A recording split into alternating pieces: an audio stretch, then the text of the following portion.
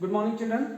आज जो डिस्कस करने वाले हैं हम चैप्टर 10 वेक्टर अलजेब्रा क्लास 12 में इसको चैप्टर को डिस्कस करेंगे। देखिए ये टॉपिक बहुत ही इंपॉर्टेंट है और वैसे तो आपने इस टॉपिक के बारे में कुछ पहले पढ़ चुके हैं क्योंकि this topic is totally related to your physics, तो वहाँ से आपने डिस्कस किया है। But the students who are not in science stream that belongs to humanities and commerce side, this is new topic for those students, so I am taking the from the beginning of this topic and then I will continue. So simple सी चीज़ें, छोटी सी चीज़ें discuss करेंगे, ज़्यादा depth में discuss नहीं करेंगे, छोटी सी चीज़ें, वहाँ से आगे इस टॉपिक को लेके आगे बढ़ेंगे। I hope that it will be clear to all of you. तो थोड़ा सा समझने की कोशिश करते हैं। देखिए वेक्टर अलजेब्रा नाम में है इसके, वेक्टर अलजेब्रा। अलजेब्रा आपको मालूम है, अलजेब्रा में एक अलजेब्रिक टर्म्स आप छोटी क्लास से पढ़ते आ रहे हैं, 8th क्लास से अलजेब्रिक टर्म्स जैसे आपने पढ़ा होता X and Y, like this ऐसे पढ़ते थे, x plus 2x plus Y. हमसे क्वेश्चन पूछा जाता था कि you should calculate the value of x plus 2x plus Y. आप इजीली कैलकुलेट कर सकते थे 3x प्लस वाई। कुछ बच्चे ऐसे भी मिलेंगे आपको जिसको कर देंगे 3x plus Y equals to 4x Y, ये भी मिले। क्या ये बात सही है? आई थिंक इससे आप एग्री नहीं करेंगे क्योंकि ये नहीं होता, मगर फिर भी कुछ कर देते हैं। क्यों नहीं हुआ भाई? ये कुछ प्रॉब्लम थी। ये वेक्टर अलजेब्रा के अपने हैं, अपने रूल्स रेगुलेशंस हैं, उसको फॉलो करेंगे तो करेगा, otherwise you will get the 0 marks यार। तो ये तो बात आपने पढ़ी है वेक्टर अलजेब्रा में कि ऐसा नहीं होता है, क्योंकि लाइक टर्म्स अनलाइक टर्म्स ये आपने पीछे से पढ़े हैं। तो वहां से अब इसके साथ अलजेब्रा तो था, यही तो एक समस्या तो यही बनी हुई थी। उसके बाद एक नई समस्या जनरेट हो गई, हमारे पास वेक्टर और आ गया। लो जी, पहले समस्या कम थी तो एक और आफत आ गई। अभी तो हम इसी को नहीं सोल्व कर पा रहे थे, 3x प्लस वाई को 4x वाई लिख रहे थे। नहीं जी सर, आप अब बच्चा मेरे, अब आप 11th क्लास में को क्रॉस कर चुके हैं, अब आप 12th क्लास में आ गए हैं, तो ये चीज़ तो क्लियर होनी ही चाहिए आपको। तो वेक्टर के बारे में तो मैं अलजेब्रा के बारे में तो ज़्यादा बात नहीं कर रहा है, मैं डिस्कस कर रहा हूँ वेक्टर। वेक्टर क्या है? ये वेक्टर कहाँ से आ गया? अरे ये वही अलजेब्रा है मगर उसमें वेक्टर जुड़ गया है। इसकी सपोर्ट के लिए, बेसिकली वेक्टर को सपोर्ट करने के लिए सबसे पहले इसके दो पिलर्स हैं जो इसमें डिस्कस करेंगे, that is scalar quantities and vector quantities. ये दो चीज आई वेक्टर अलजेब्रा को समझाने के लिए। सर इसको कुछ तो होगा इसमें अलग, सर ये तो आपने बता दिया एडिशन सब्ट्रैक्शन लाइक दिस, मगर ये वेक्टर में क्या है? तो इसको समझने के लिए पहले दो टर्म्स हैं, vector and scale. Scalar quantities and vector quantities क्या होती हैं? देखिए बेटा, स्केलर क्वांटिटीज आपने डेफिनेशन पढ़ी। Scalar quantities are those which have the magnitude only. The quantities which have the magnitude only are known as the scalar quantities, and the quantities which have the magnitude as well as direction are known as the vector quantities। तो ये चीज आपने पढ़ी है। जिन quantities को केवल magnitude की जरूरत है, those are known as the scalar quantity, and vector quantities are those in which we have to discuss magnitude which are needed of magnitude as well as direction। जिसको मैग्नीट्यूड भी चाहिए और direction भी चाहिए, vector quantity. छोटी definition पढ़ के काम नहीं सर, नहीं चला भाई। ये वेक्टर अलजेब्रा है, दिस इज वेक्टर अलजेब्रा। इसकी दुनिया अलग है, ये अलजेब्रा से थोड़ा अलग है। इसके कुछ अपने कायदे कानून रिचुअल्स होंगे, उसके हिसाब से चलेगा ना ये बेटा। तो ये कैसे करेगा? देखो इसमें कहता है कि इसमें वेक्टर लॉज को फॉलो करने चाहिए एंड ओबे द, एक लाइन और होनी चाहिए, and obey the vector laws, all the vector laws. ये कह सकता है यहाँ पे ओबे वेक्टर लॉज, यहाँ पे लिखा है vector laws added parallelogram laws. चलिए वो बात की बात है।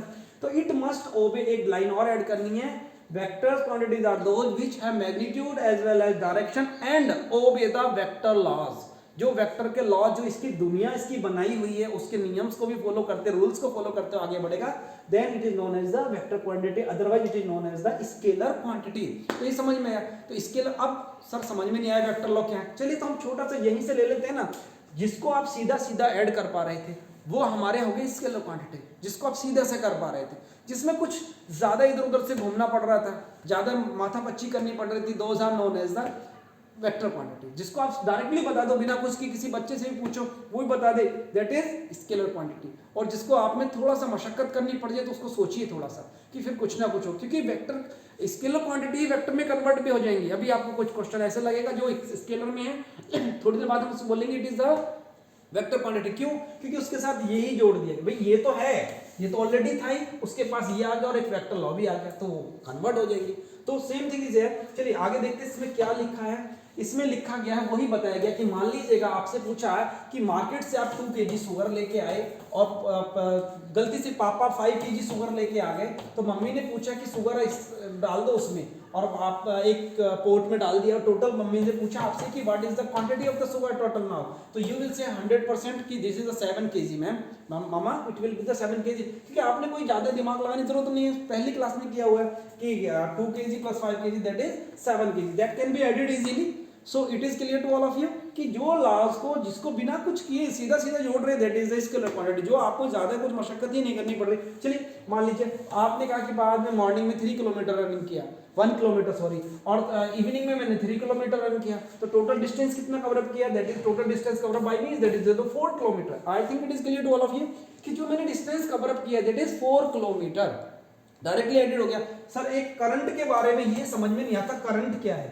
करंट इज वेक्टर क्वांटिटी और स्केलर क्वांटिटी। चलिए एक छोटा एक 3 एम्पियर का करंट इधर से आ रहा है और 4 एम्पियर का करंट सॉरी इधर से जा रहा है, तो 4 एम्पियर करंट और ये ऐसे जा रहा है, तो करंट देखिए, करंट में डायरेक्शन की कोई जरूरत नहीं है, और टोटल एम्पियर कितना हो गया? 7 एम्पियर हो गया, ठीक है ना, 7 एम्पियर हो गया करंट हमारा, ठीक है ना। तो जहां आपको सिंपल डायरेक्टली कर सकते हैं, these are the vector scalar quantity.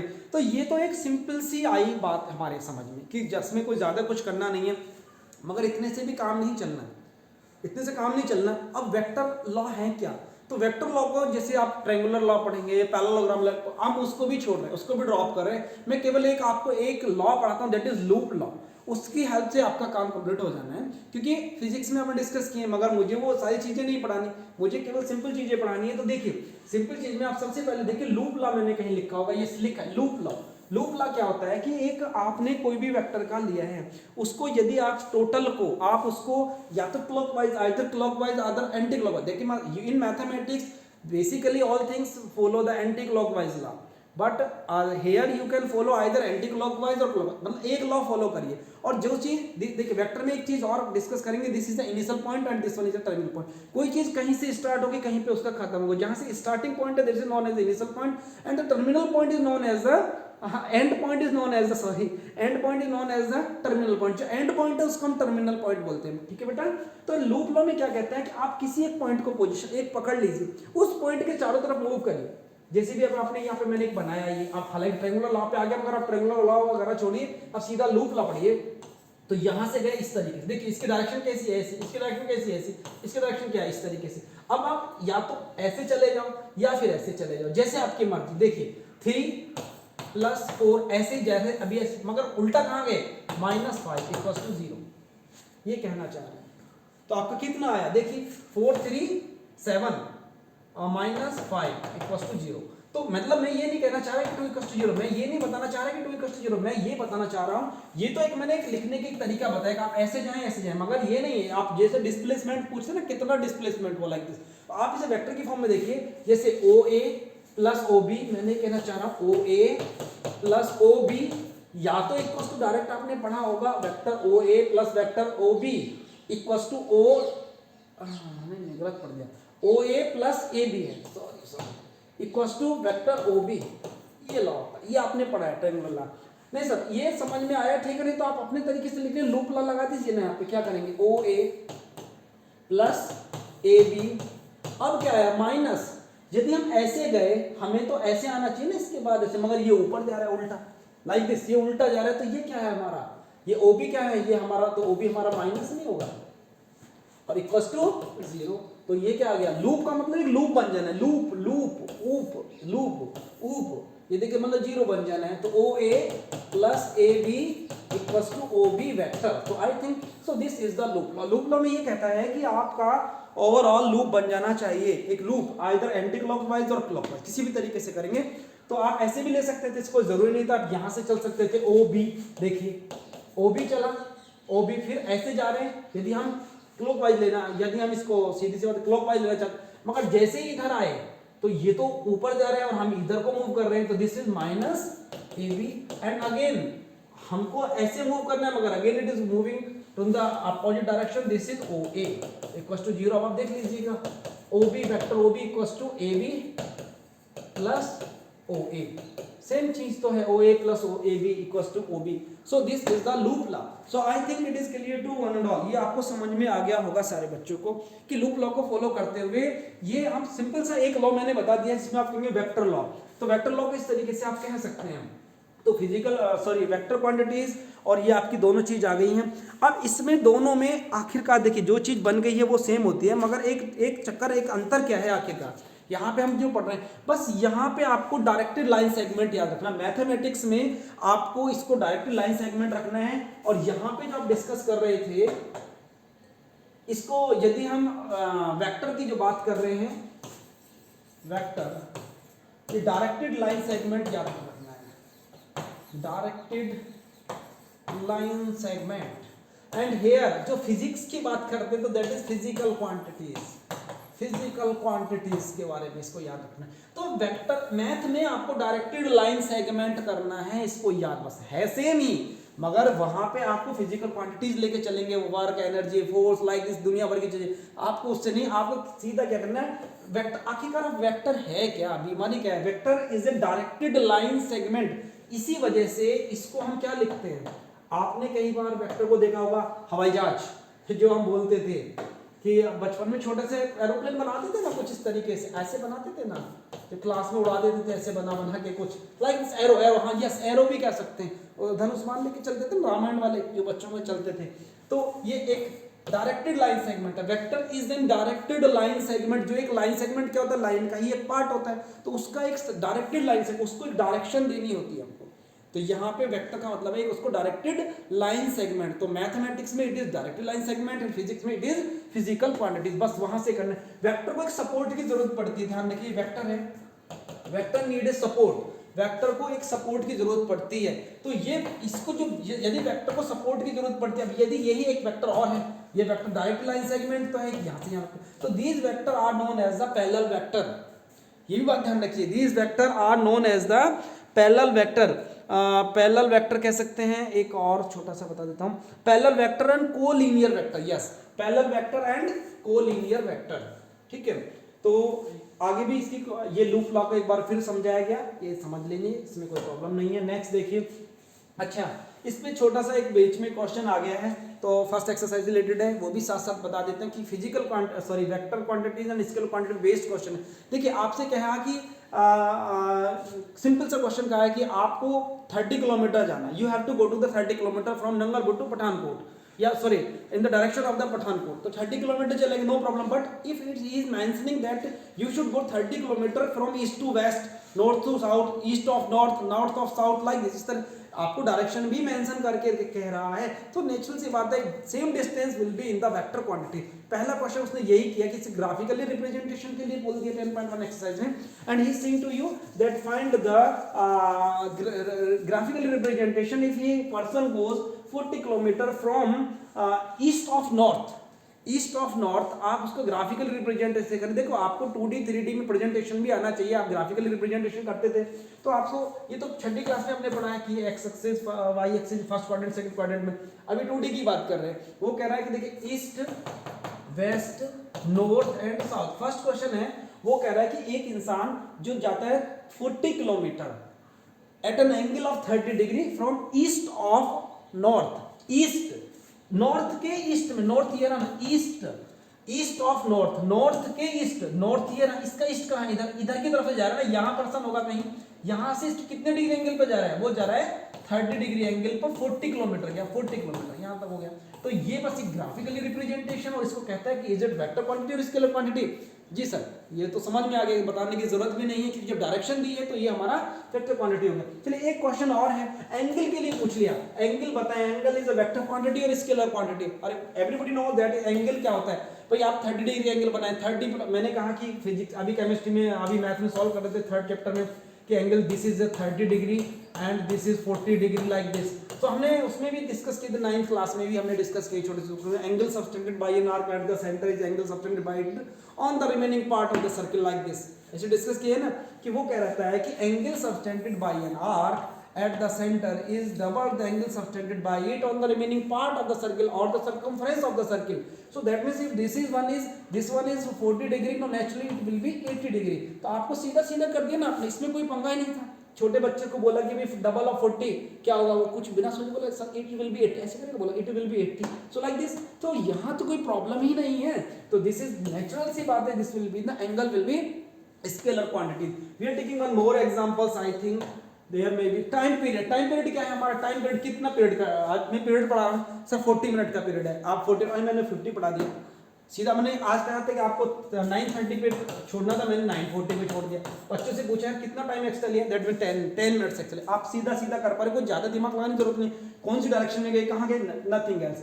तो ये this is an scalar quantity. Next is the force. Force लगाना है। अच्छा आपसे कहा कि यार एक जो ये बोर्ड है इस डिस्प्ले बोर्ड को उतार के उधर रख दो, इस डिस्प्ले बोर्ड को इधर पटक दो, नहीं पटकेंगे ना, ठीक है। This is very precious, you know the cost of that one। मैंने कहा कि इस बुक को you should book this books in my office, in my room, in my department like this। तो आपको डायरेक्शन भी बताइए ना, बुक को रखो, book has the weight but it is mass. तो फोर्स जब आप देखिए वर्क करना अलग बात, आपने 2 घंटे वर्क किया, 3 घंटे वर्क किया, work is an scalar quantity while force is an vector quantity. Work में क्योंकि आप वर्क कितना कर रहे हैं, वर्क आज मैंने पापा 4 घंटे वर्क किया, 6 घंटे वर्क किया, वर्क करे ना, वर्क क्या किया पापा ने नहीं पूछा आपसे क्या किया, पढ़े लिखे खेले कूदे व्हाटएवर में भी, बट यहाँ पे जो फोर्स लगा रहे, force you are giving the direction. I think it is clear.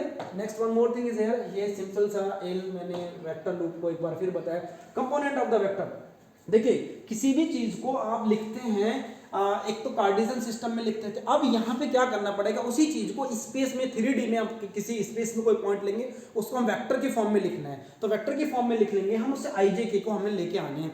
Vector के लिए आपको VSK लिख सकते हैं, वेक्टर स्केलर कंपोनेंट्स, मतलब इस तरीके से हम लिख सकते हैं। कंपोनेंट ऑफ वेक्टर मैं बता रहा हूँ, वेक्टर कंपोनेंट और होता है स्केलर कंपोनेंट्स।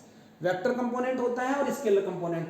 वेक्टर और स्केलर के लिए मैंने CSK हालांकि मिलता नहीं, CSK में जो आपने पहले पढ़े हम वही से कोरिलेट कर रहे हैं, जो आपने 3D पढ़ा था अभी 11th क्लास में, कि 3D में आपको किसी पॉइंट को रिप्रेजेंटेशन करना था स्पेस में, तो इसके कोऑर्डिनेट 1 2 5 कुछ भी लिख दीजिए, आपने लिखे थे। मगर अब इसको वेक्टर की फॉर्म में लिखना है, तो इसको हम यदि IJK हम यूनिट वेक्टर्स लेंगे, उसकी डिस्टेंस हम IJK डायरेक्शन भी दे रहे हैं अब उसको, तो IJK की फॉर्म में लिखेंगे। तो वेक्टर कार्टेशियन में तो हम सिंपल लिखते थे 1 2 3, उसमें हम क्या लिखें I 2J और 2J, यानी क्योंकि आप उसको वेक्टर की भी फॉर्म में उसको रिप्रेजेंट कर रहे हैं। चलिए आगे देख सकते हैं IJK। देखिए ये आपको बताया गया है कि ये वेक्टर है, यहाँ पे स्पेस की बात हो रही है।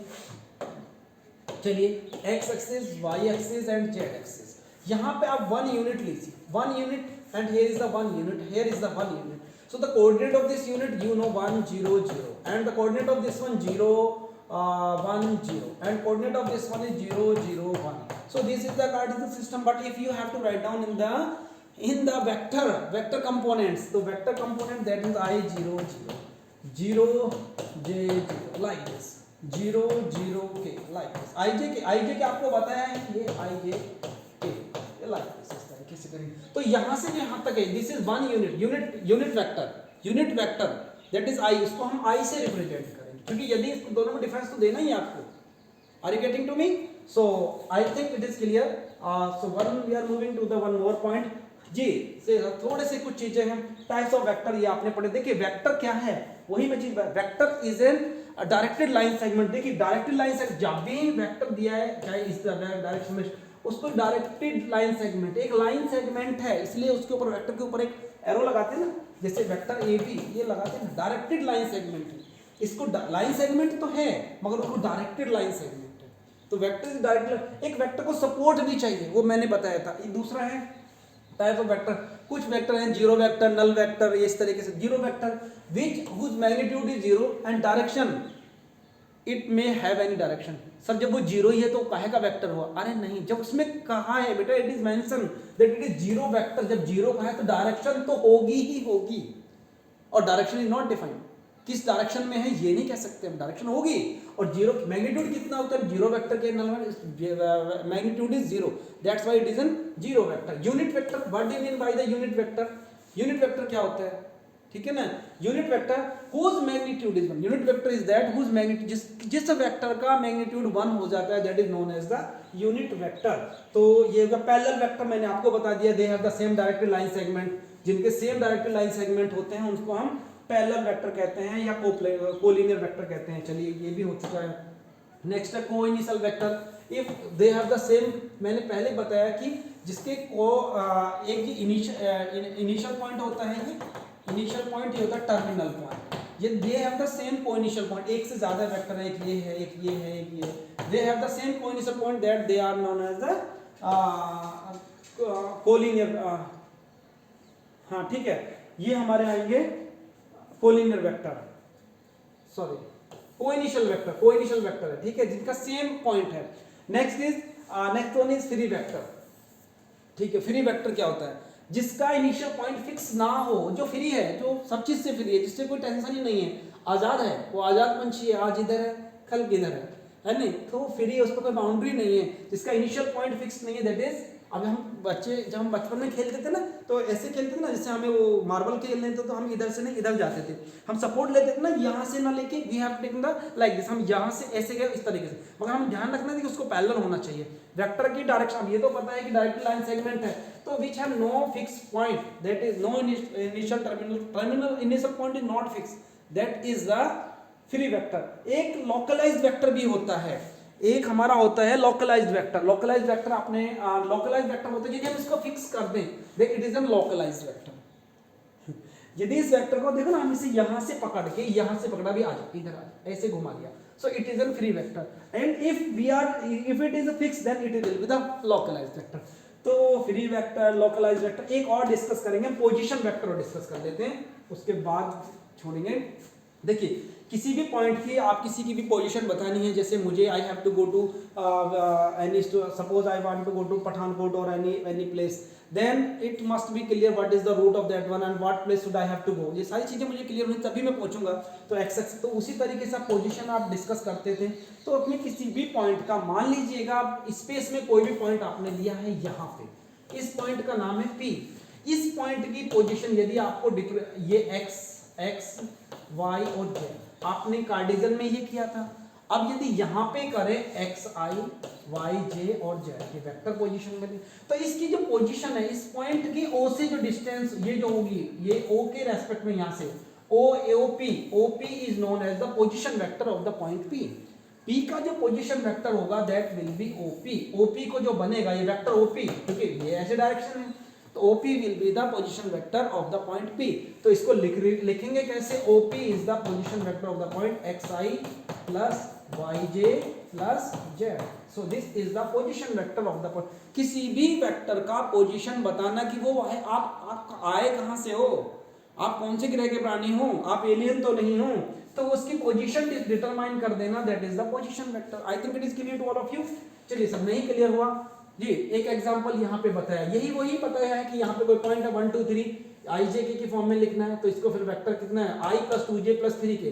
तो OP is the position vector of the point A, of the point, and how we can calculate the magnitude of that one. Magnitude calculate करने के लिए the component, scalar component of this ij के, scalar component आएगा जो भी है 1 2 3, 1 2 उनका square करेंगे, 1 square plus 2 square plus 3 square, this will be the magnitude of that one. तो ये हमारा मैग्नीट्यूड निकल के आया पोजीशन वेक्टर का। नेक्स्ट आएगा हमारा एक यूनिट वेक्टर, ये भी कुछ नहीं है, चलिए next unit vector. Unit vector is the vector whose magnitude is 1। उस वेक्टर को यूनिट वेक्टर कहते हैं जिसका मैग्नीट्यूड 1 होता है। Vector having magnitude 1 that is known as the unit vector.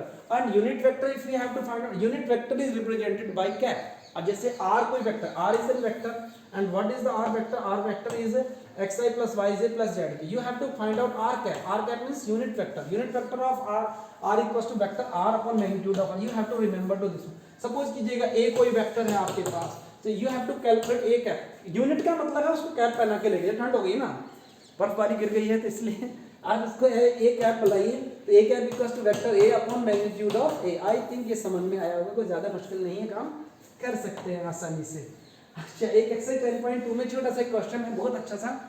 आज तो मैग्नीट्यूड पूछा भी तो बताया था भाई, इसके स्केलर कंपोनेंट का स्क्वायर करके उसका रूट निकाल दीजिए, आंसर कंप्लीट, फिनिश। तो यहाँ तक आज हमने किया है, इससे आगे का पोर्शन हम कल डिस्कस करेंगे। आई होप आपको समझ में आया होगा। यदि फिर भी कुछ बचता है तो आप मुझसे पूछ सकते हैं क्लास में। तो ये कुछ बेसिक चीज़ें थी, कुछ चीज़ें मैंने नहीं लिखी हैं जैसे localised, directed line segment, support, कुछ चीज़ें बची हैं अभी भी, वो मैंने जान के नहीं बताई हैं आपको, क्योंकि अभी थोड़ा सा इस पर ट्रैक पे आ जाएंगे, फिर इसके एडवांस में एक वीडियो बनाएंगे, तब आपको और भी ज़्यादा क्लियर शो कर देंगे। So now it is thank you very much.